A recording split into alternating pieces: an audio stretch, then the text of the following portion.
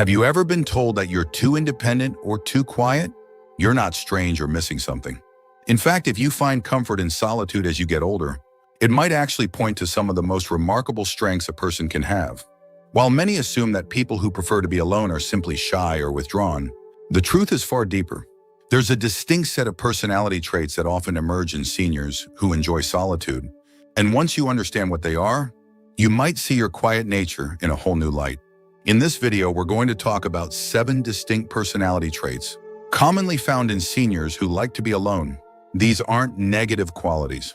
They're signs of emotional depth, wisdom, and strength, traits that many people never fully develop because they're constantly distracted by noise and social obligations. As you listen, you might find yourself nodding, thinking, that's exactly how I've always been. And instead of wondering why you don't always fit into busy social circles, you'll start to appreciate the quiet power of who you are. So whether you've always preferred your own company or you've grown into solitude over time, stay tuned. By the end of this video, you'll not only understand these traits more clearly, but you may walk away feeling more confident, more validated, and more connected to the person you've always been beneath the surface. And if that sounds like something worth discovering, I invite you to subscribe and turn on the bell so you don't miss any of our future videos made just for you. Let's begin. Trait 1: Deep thinkers. People who enjoy spending time alone often carry a mind that never truly rests. They're deep thinkers, individuals who use solitude not to escape life, but to understand it. While others may rush through days filled with noise and stimulation, these seniors take time to reflect. They process conversations after they've happened.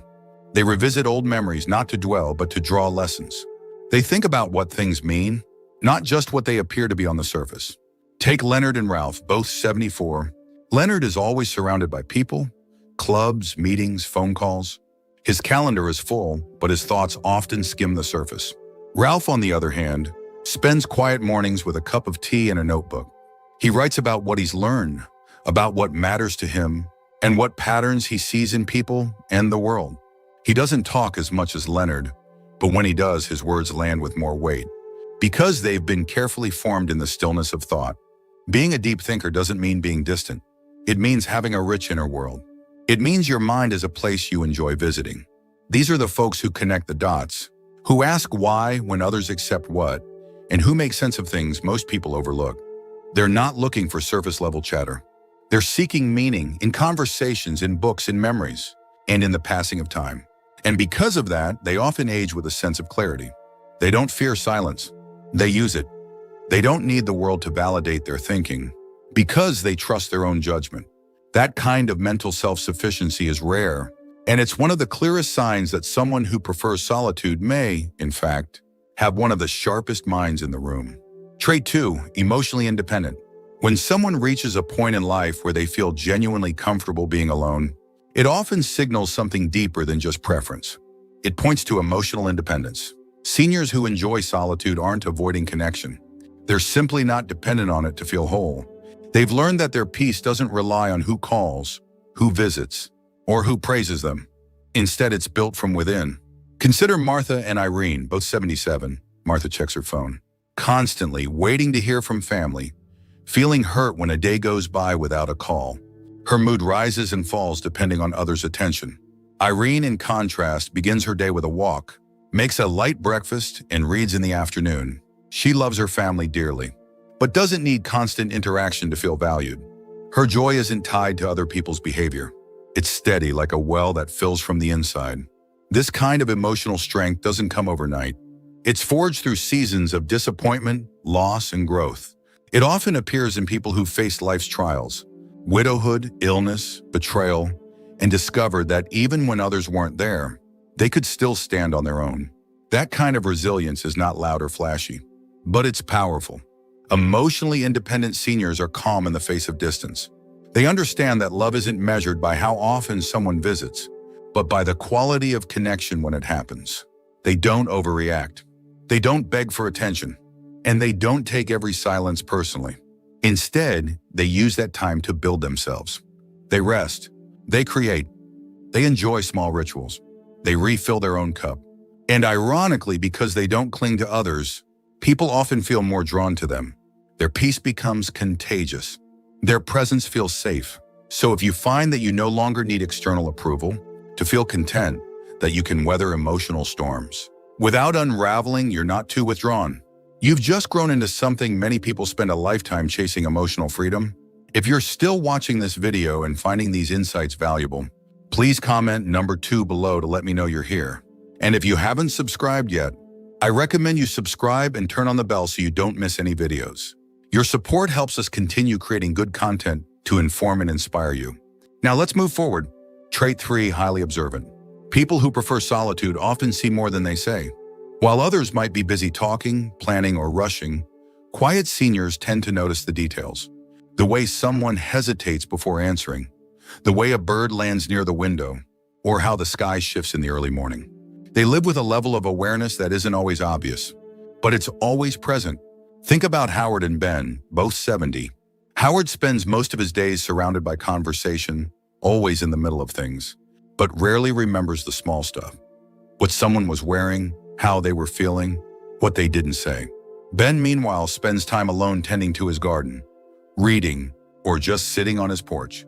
He doesn't speak often, but when he does, he's quick to point out how a neighbor's mood has shifted or how the leaves started turning early this year. His solitude isn't emptiness, it's attention. Highly observant people don't need constant stimulation. They find depth in the ordinary. A crack in the sidewalk, a forgotten photograph, or the tone in someone's voice tells them stories others might miss. And that observation comes from the space silence gives. Without all the external noise, their senses stay sharp. This quality makes them valuable in quiet, steady ways. They're the ones who remember your favorite tea, who spot the early signs of trouble before anyone else does, or who bring up something you said months ago because it mattered to them. They don't just see what's in front of them, they see what's underneath. In a world that's constantly moving, constantly shouting, this kind of sensitivity is rare, and it's often misunderstood. People assume silence means someone isn't paying attention, but often it's the opposite. They're paying deeper attention than anyone else in the room. So if you find yourself drawn to details others skip over, if you feel more connected to the world when it's quiet, if you notice the subtle shifts that most people miss, then what you have isn't just a personality quirk. It's a strength, one that's been quietly growing stronger with every moment of stillness you've chosen. Trait 4, selective with relationships. One of the most defining traits of seniors who enjoy being alone is that they're deeply selective about who they allow into their inner circle. They don't chase after acquaintances or fill their calendars with casual catch-ups. Instead, they choose depth over breadth. They'd rather have 2 meaningful conversations in a week than 20 shallow ones. Let's look at Dorothy and Patricia, both in their early 80s. Dorothy is constantly surrounded by people, always saying yes to group outings and social commitments. She enjoys the activity, but often ends up feeling drained and unnoticed. Patricia, however, spends most of her time by herself, occasionally meeting with just 2 longtime friends she trusts. They talk about real things, life, purpose, even fear. And she walks away from those conversations feeling fuller, not emptier. Being selective isn't about being unfriendly. It's about knowing your energy is valuable, and you don't want to waste it on relationships that feel one-sided or superficial. These individuals have often lived long enough to know how it feels to be surrounded by people and still feel lonely. That's why they choose carefully now. They've learned that peace is better than forced connection. This trait also reflects emotional maturity. They're not chasing popularity or trying to be liked by everyone. They're not afraid to say no. They've come to value their time, their space, and their energy, and they spend it like it's gold. The people they do let in tend to be those who see them, respect them, and can hold meaningful space with them. It's common for people like this to have 1 or 2 lifelong friends, a sibling they still call regularly, or even a neighbor they've quietly built a bond with over years of small acts of kindness. But they're not going to pretend just to keep company, and they're not going to engage in drama, gossip, or performance. If you found yourself stepping away from large groups, feeling more drawn to quiet connection than busy gatherings, that doesn't mean you're becoming isolated. It means you're becoming intentional. And intentionality in relationships is one of the strongest signs of self-respect there is. If you're still watching this video and finding these insights valuable, please comment number 4 below to let me know you're here. And if you haven't subscribed yet, I recommend you subscribe and turn on the bell so you don't miss any videos. Your support helps us continue creating good content to inform and inspire you. Now let's move forward. Trait 5, creatively inclined. There's something quietly beautiful about the way solitude and creativity often walk hand in hand. Seniors who enjoy being alone are frequently the ones who write poetry in the morning, sketch in notebooks no one else sees, or hum tunes they never bother recording. Their creativity doesn't need an audience. It thrives in silence. Take Henry and Wallace, both 79. Henry fills his days with errands, sports talk, and television, always needing background noise. Wallace, however, spends long stretches at his workbench, building small wooden birds. He rarely shows them to anyone. It's not about praise, it's about process. That quiet focus, that active creation, gives him purpose. It connects him to something bigger than himself. Being creatively inclined doesn't mean you have to be a painter or a novelist. It means you have a mind that plays, that rearranges ideas, finds beauty in patterns, and turns solitude into a canvas. It might show up in the way you rearrange your home, how you cook a meal, how you organize your garden. The creative spark doesn't need applause, it just needs room. And seniors who seek solitude often do so because that's where that spark lives. In the absence of chatter, they hear melodies. In the quiet of a morning, they stitch together words. In a sunbeam falling across the floor, they feel inspiration. Their creativity is personal, intimate, and often sacred. This kind of personality trait is deeply nourishing. It helps prevent cognitive decline. It offers emotional release, and it adds meaning to days that might otherwise feel too still. When the world slows down, creative people speed up inside. They write letters, build model trains, knit scarves for neighbors, or craft stories in their minds they may never tell aloud. And while others might see them as loners, what they don't see is the rich, textured world unfolding behind their eyes. It's not isolation, it's imagination. It's the ability to take something plain and make it beautiful, not for anyone else's approval, but because the act itself feels right. If you felt this, if you find joy in making, building, writing, or simply dreaming, especially when you're alone, then know that this is not a small thing. It's a sign of deep vitality, a personality tuned to the music beneath the noise. And it's one of the most quietly powerful traits a person can carry. Trait 6, strong self-discipline. Another trait that often shows up in seniors who prefer solitude is strong self-discipline. These are the individuals who don't need someone else to tell them when to get up, when to take their medication, or how to stay on track with their routines. They're guided by something internal, a quiet rhythm they've built over time. Let's consider George and Harold, both 82. George thrives in group settings. He joins every senior class, depends on group reminders to take care of himself, and feels lost without outside structure. Harold, on the other hand, begins his mornings at the same time each day. He makes his bed, does light stretching, and prepares a simple, nourishing breakfast. No one's watching. No one's grading him. He does it because it brings him peace, because it aligns with who he is. That kind of internal consistency is no accident. It comes from a lifetime of learning how to keep promises to yourself, even when no one else is around. It's what allows these seniors to remain calm and grounded, even when life becomes unpredictable. When they're faced with a challenge, a new diagnosis, a family issue, a change in routine, they don't fall apart. They adjust. They rely on their habits, their values, their quiet structure. And often this discipline is invisible to others. It's not dramatic or loud. It's in the way they remember to water their plants, the way they write down their grocery lists, the way they track their blood pressure without being told. They don't expect others to carry their load. They've learned how to carry it themselves with steadiness and grace. This self-discipline also brings a deeper form of freedom. When you trust yourself to follow through, you don't need to rely on others to keep you going. You become the architect of your own life, even if it's a small, simple life. That sense of ownership builds confidence, and that confidence spills over into everything else: how you walk, how you speak, and how you face each new day.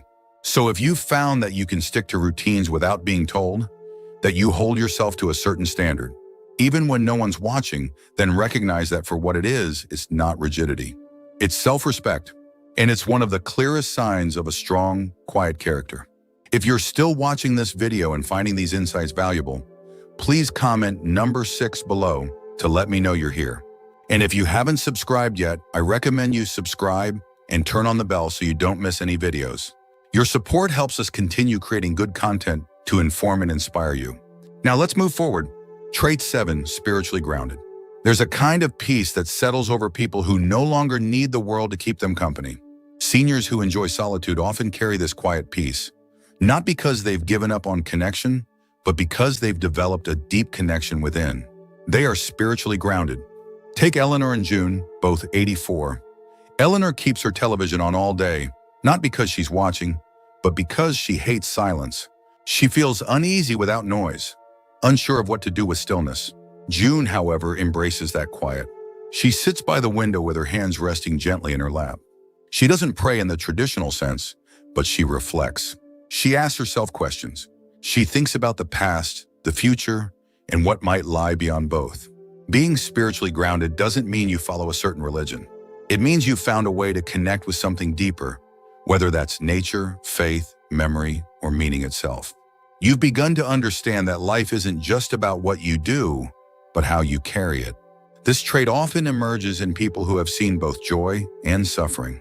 They've loved and lost, succeeded and failed, and somewhere along the way they stopped needing all the answers. They became okay with mystery, with waiting, with knowing that not everything has to be fixed or explained. And this quiet spirituality becomes a source of strength. When others panic, they stay calm. When others complain, they listen. When life gets hard, they go inward, not to escape, but to find steadiness.